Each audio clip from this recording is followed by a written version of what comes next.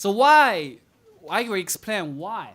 Because Chinese, one of the fundamental basis of the Chinese Communist Party ruling is propaganda. The basic principle of the propaganda is you should control the information flow. You should control the information before every citizen can get. So after editing and twisting, the citizen can only get the information who's pro the party, right? So traditional media control is phone calls on a daily basis, but only on a weekday. So the several years when I work for the newspaper, so weekend is the golden times for journalists who do a real journalism. But so at the traditional time, foreign media were the major sources of decent news because it's the only way we can find the ways. You will want to everything we did, Liu Xiaobo say, you should read the New York Times. You cannot find the Chinese media, no, Chinese internet. But it's before. So in 1998, Chinese internet came to China, but not really come to the academics. I mean, came to the real major cities in the internet cafe and in household. Really come to us. So I become a citizen, netizen, netizen user in 1998. 2 years later, media expansion since started. Many newspaper and magazine want organize or merge to become a kind of news group.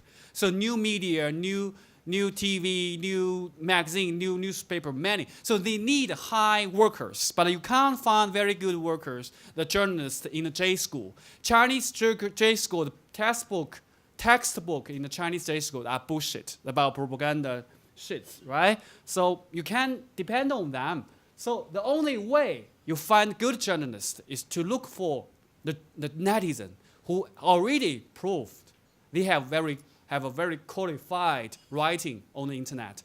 That's why I was hired by the Beijing-based newspaper. But before that, my major was computer science. I'm a geek, basically. But because I criticize government on the internet, so I was hired by a newspaper in 2001. And then the second day, I was become the chief correspondent for Beijing of a Guangdong-based, very famous in Chinese newspaper. And the next year, 2003, I was sent to Baghdad as a war reporter. So, and then after the war reporter, after Baghdad, I went to New York Times for 4 years. Then I went to Cambridge for study and to get the Nieman Fellowship at Harvard. So I was, in my childhood and in my college, I never imagined someday I would become a journalist. But the internet gave me the chance, without even an examination, even a pass or interview, that my boss just picked up me because my articles on the internet already prove everything. So media, so that's very important. Since 2000, the Chinese best media, we called market-oriented media, expanded on the internet. From internet. So I call it netizenize. So now 60% of the Chinese, the best journalists, editors and reporters, they are already blogger. So Chinese, please keep in mind, Chinese internet society is not like American society. It's like anti-mainstream media. And also it's not like the Japanese media who is grassroots. Like a Japanese internet society, very grassroots. It's even denounced by the traditional media, mainstream media. But Chinese is different. They are merged. They are mixed together. They are totally mixed together.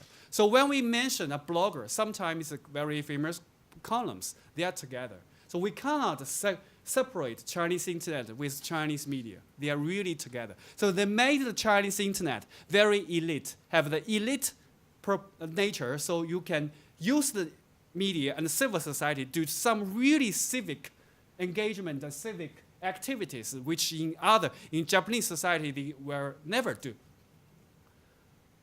So, but when 2004, when blog become very hot issues in China, censorship was, censorship you can't use because when you one day, daily basis censorship, you cannot control blog all the times.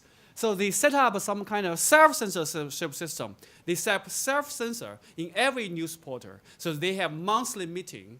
If you publish some sensitive thing, we'll fine you in money. So this kind of censorship plus self-censorship, you can speed up the censorship in a half-day basis. The sensitive blog can survive within hours, but it cannot longer than half a day. And when Twitter in 2009 and the microblog, the Chinese copycats of Twitter, they become hot issues in China, this kind of speed become a minutes by minutes, right? I don't think the Chinese, they have come censorship system based on minutes by minutes. They are also human beings. They are not machine. So the cost of the censorship raised. But sometimes they also created censorship 2.0, which is not really. They regard themselves as the Twitter user, but they monitor you. They not really delete your articles, the Twitter accounts, but they monitor you. When they follow the most sensitive blogger, the Twitters, when something happened, they were sent to the police to the house. This is kind of a very traditional way. So anyway, Twitter became the first 100% freedom speech national platform ever. Because in the 2000 years in Chinese history, since Confucius, we always have self-censorship. We always have censors. But Chinese Twitter.com is the first platform nationally 100% freedom speech without deleting any tweets. So what we would do in the past 2 years, first, the reporting breaking news. For example, in the last years, the Xinjiang riots, before the Xinhua Agency, English service, English-wise, the fastest, the national news agency, report the news. Half hour before them, Kaiser Kuo, American Twitter in Beijing, first tweeted about Xinjiang riots. And they rescue dissident. Amoist is a blogger in Xiamen. When the police arrest him, he used the cell phone to send the SOS. He said, "Please help me." I grabbed the phone during the police sleep, and I have been arrested by my way police SOS. So, when the news are retweeted by us, so become the second day the headline of the international news media. And the people, netizens, send postcards, 500 postcards to the jail, to the prison. Local prison, 500 postcards. The local prison never received in a large amount. This really a pressure to the local prison. But what's the said in the postcard? It just say, Guo Baofeng is the name of the Twitter. Your mother is calling you home for lunch. It's very simple.